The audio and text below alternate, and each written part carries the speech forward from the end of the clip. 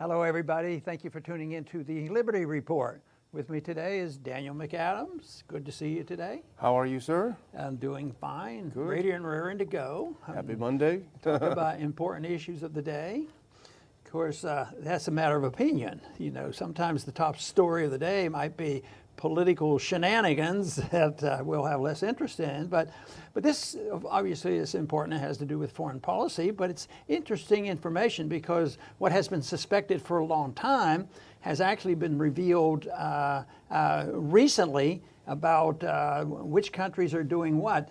But the one article that caught our attention was from Zero Hedge, and it had to do with NATO. You know, NATO is that body that protects us from the Soviets ever invading Europe. And, you know, after that threat ended, they had to find a just cause for their existence.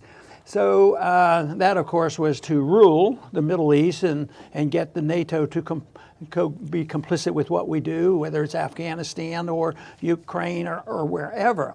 But the article on Zero Hedge, the title tells us a whole lot. It says, NATO general threatens consequences for Turkey buying Russian air defense system. How sinister can it be? And I understand the real goal was to get the American version of it, even if it did cost a little bit of money. But that's not the issue. But the reason why this strikes me is I can understand our government protecting, you know, profits for some corporations, especially weapons manufacturers. Mm-hmm. But this is NATO. NATO's complaining and threatens consequences for buying Russian equipment and not buying U.S. equipment. So there's a lot of things going on here, especially the fix in a way that Turkey finds itself. You know, they've been sort of trying to balance themselves, but here Turkey's pretty unhappy with all this, and obviously there's some political significance for this too. Yeah, and it is significant. It's obviously a very public thing that Turkey looks to Russia for the S-400 system that they have not finalized, but they've signed an early agreement with Russia.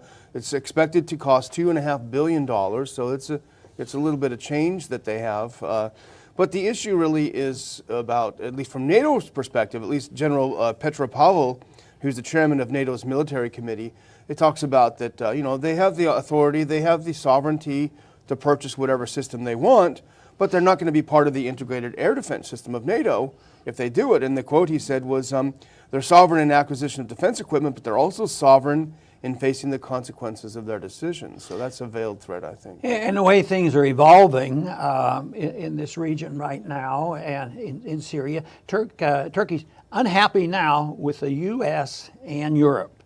And of course, this weapons thing has gotten their attention.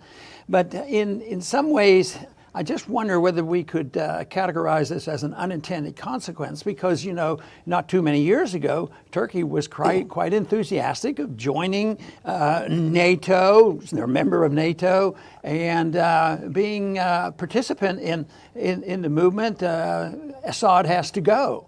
And then all of a sudden, you know, they're on the outs with that same group, and now they're becoming more aligned with Russia, you know, diplomatically and now financially. So it's a consequence that probably not too many predicted, you know, exactly what would happen. But of course, in these situations, you can expect unintended consequences. And I think this is what's happening. But I don't know exactly what Turkey's response is going to be, because I doubt if they're going to cancel that order if they're able to get it. And that may drive even more conflict between Turkey and NATO.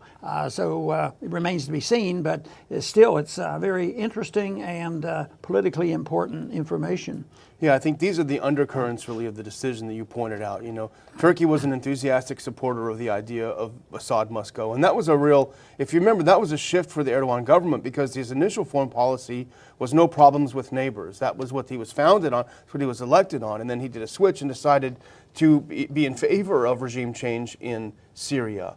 But that shift really occurred, I think, earlier this year.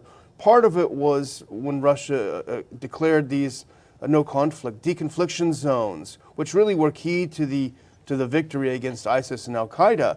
But I think the other thing that the Turks saw happening, which has also shifted them politically, because they were part of the deconfliction zones, but they also saw that essentially Washington ran out of fighters. There were no moderates in Syria for the U.S. to back. It was all a facade. And at the end of the day, the only people Washington could get to take up arms were the Kurds. And the last thing the Turks want is for the Kurds to be well-trained and well-armed on their border. And I think that's what significantly pushed the shift more toward Russia and Iran, which was a pretty clever thing because ultimately they're victorious, it appears, at least in Syria. You know, we have talked about, and the evidence has been out there, and we've made the assumption that our government plus others had actually been helping, you know, the terrorists because they were going to be against Assad. And of course, there's always been denial, and that's terrible, and you know, and you hear conflicting reports. But then there was a report just recently came out of Carter official gave a report, and he came clean on this. You know, the assumptions were made, and we knew pretty much what was happening, but he came out and said that's exactly what happened. It wasn't at the end. It wasn't a last-minute decision. It was the decision to go after Assad. They went and started supporting it, and his claim, and for some reason I sort of believe this person, this Qatari official, and there were 4 countries that were funneling aid to radicals to do their battle against Assad, thinking, well, you know, and we've done that before in Afghanistan, probably continue to do that around the world. But this report said that Saudi Arabia was very much involved. The U.S. was very much involved. Carter, who he was representing, they said we were involved too, and of course Turkey was involved. So it's interesting. Turkey was there moving that along, but now Turkey's sort of in between the two and sort of separating himself from that. But obviously Turkey or Jordan, although they don't have military might that they move in there, they were very complicit and cooperative and help do the planning. And the 2 countries not mentioned in that was directly involved, but they might have been cheerleaders, and that's for speculation, but a good speculation, and that is Israel and Iran was obviously, really, I don't think they're bashful about saying that they support, Assad getting out of there. I mean, that is a big desire on their part. And of course, the other monkey wrench you've already mentioned, that's where the Kurds are going to fit in here. And that will have to be sorted out as well. And this confession is fascinating because he didn't have an attack of conscience. And this just wasn't any official. This was a former prime minister, Hamad bin Yassim bin Jabr al-Thani, long name, but long name I think means he's probably important. Former prime minister, he was also in charge of Syria operations on behalf of his country, Qatar, until 2013. So he was in the thick of it. And as I said, this wasn't an attack of conscience. Essentially, you know, there's been a big blow up between Saudi Arabia and its allies and Qatar. And they're at each other's throats. The U.S. initially took Qatar's side, or took the Saudi side against Qatar, and the back and forth. So this is the context of this so-called confession. And what he's pointing out, he said, look, don't signal us out for being responsible for terrorism, U.S. and Saudi and all you guys, because guess what? I was in charge of it, and here's what happened. All 4 of us did it from the beginning, from 2011. We're all guilty, so let's stop pointing fingers. So I think you're right. That would make me suspect that this is probably a pretty honest confession on his part. You know, to us this is important information, but I'm just wondering, in the midst of tax reform going through Congress right now and some other political things going on, I don't imagine a lot of people are going to be mentioning this or talking about it. I don't think there's going to be a looking into this. Were we really supporters of the terrorists that we were telling the country and the world that we have to stop terrorism? And of course, the president was elected with a very, very strong position against terrorism. So I think it would surprise a lot of Americans, but we don't have the majority of Americans watching our show yet. So they might not hear this, but it'd be interesting interesting to see if anybody picks it up. It's too bad that we don't have more allies, from the progressives as well as the constitutionalists and the libertarians to say, hey, look, this is important information. They've distorted this. They've lied to us, and this is what is really happening, and it is official. And at the same time, we're supposed to pick sides between Qatar and Saudi Arabia. Who's the biggest violator of civil rights and who's the biggest supporter of the radicals? It's such distortion that we have to try to figure out. You're so right, because you think something like this is a shocking confession, a shocking interview. Where is the mainstream media? You could see almost, where's the headline in Washington Post? Shock story. Qatar admits that we're all involved in it. You're not seeing it anywhere. Why are they not interested in the story? Well, I think they want to cover up stories that may put them in a bad light. That's their goal. That's their job. And that might be why the headline said NATO's complaining, not the United States. Oh, United States complaining. So, well, why are you complaining? Well, they're our military-industrial complex. They've just lost a good contract. What did you say, $200 billion? Well, no, not that much. $2.5 billion. $2.5 billion. Yeah, they just lost a good contract, and they've lost some business. But it's not the United States saying this, but I work on the assumption that we own NATO, and we pay NATO. We always fight NATO's battle. We always get support from NATO countries to rubber stamp what we do and make it look like it's unified. But I think we own NATO, just as we can get resolutions passed at the United Nations because we give the most money. So I think this is pretty important, and it's a shame that more people can't find out about this, because it's more than just NATO. It's United States foreign policy, and if NATO was doing exactly what they're supposed to be doing, it doesn't keep us from still having a foreign policy as a sovereign nation, and for Congress to be looking at when we get engaged. Now, they're talking about serious debate on authority to use military force, a new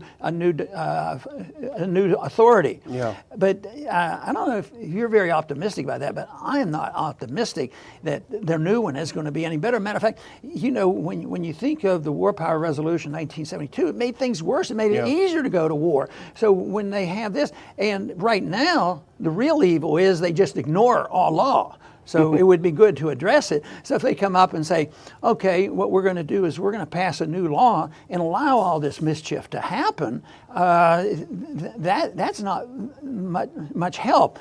They don't really say, well, how are we supposed to do it?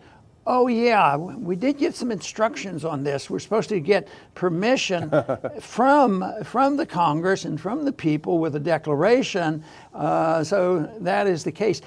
Sometimes I'm convinced that they work on the assumption the president can do anything they want unless there's a prohibition, which is exactly the opposite. They can't do anything unless they get permission. So I think, the next law that is supposed to limit and restrain the use of military force isn't going to solve this problem. There's too many angles going on. And even we didn't report correctly how many countries we were in Africa. It was 53 or something. And it's and the members of the Senate amazingly admitted we didn't know that. Yeah. And they were on the national security committee. Turkey is in a unique position because it sort of straddles the West and the East, and I think it's made pretty good use of this in the past. And I think this might be another example of them being quite clever. And I suspect, and maybe I'm going out on a limb, I suspect they may not finalize the deal for the S-400s. But I think they're trying to send a very clear message to Washington. And I think we have a graphic here because their official news agency put out a tweet talking about how wonderful the S-400s are. And if you scroll down, you can see they're showing how great the S-400s are against opponents. And if you go down toward the planes, these are all American planes. So the official Turkish government press agency is saying, gosh, these S-400s are great against our allies' airplanes. So if that's not a pointed message to Washington about Washington's policy in the Middle East, I don't know what is. You know, sometimes when they say we have to protect the secrecy of government to protect it from the enemy getting it, and usually what they're thinking about, don't let the American people know what we're doing. And there's a little bit of shenanigans going on there. But I don't think our foreign policy is going to change here soon. It should, and that's what we're going to continue to work on, because it makes no sense. There's too many unintended consequences, too much blowback, too much money spent, too much danger in the world. And if you want to pick and choose the most dangerous spot, obviously North Korea remains still a very dangerous spot. But all these activities, whether it's Africa, the Middle East, Ukraine, they're all potentially explosive. And this, of course, we welcome this information because it confirms what many others were saying, that were reputable, but it wasn't official enough. But this is official, and we were very much involved. It was a bad policy, and unfortunately, Assad have to go policy doesn't look like it's been buried. You know, already we hear rumbles about the administration now talking about, well, maybe we ought to go back to 2011. Maybe Assad really has to go. Exactly. This is, and you wrote about this in your column this week, and it's up on our website. I hope everyone reads it. But here we are back to Tillerson said just last week that we're just looking for ways to get him out. You know, so here ISIS is gone, and we can't just go home. You know, but if I can conclude on one more thing, because I do want to remind our viewers that Tuesday night at midnight, the offer to get Dr. Paul's book. For a donation to the Ron Paul Institute, help us support the show and support the Institute. Have a book signed to you, sent to you from our recently acquired new few boxes of books because they've been going so fast. Tuesday night at midnight is the deadline. It's easy to do it. Here are the directions. If you need more information, ronpaulinstitute.org website. Get Ron Paul's book on the revolution at 10. Thank you very much, and I want to thank our audience for joining us today. And if I could quickly summarize what I think is important here is that we have information that we have suspected all along was true, and that is that we are way too deep in becoming allies with some of the radicals that we declare that the whole country has to be dedicated to rooting out all jihadists and all radicals at the same time. They're our allies. And this comes from authentic information, and it was certainly clear-cut at the beginning of the war in Syria. So what we need is more truth, more exposure for the American people to make a better decision. And if the subject comes up on the House floor ever or in the Senate about renewing the authority to use military force, hopefully some of this will come out in the debate. But so far, we do not have a lot of active allies in Washington. We hope we can activate them because our position isn't all that complicated when it comes to foreign policy. Like I've said many times, why don't we just start by looking at our guidelines, put in our Constitution? That would help us a whole lot. I believe that would move us toward peace and prosperity quicker than anything else. I want to thank everybody for tuning in today to the Liberty Report. Please come back soon.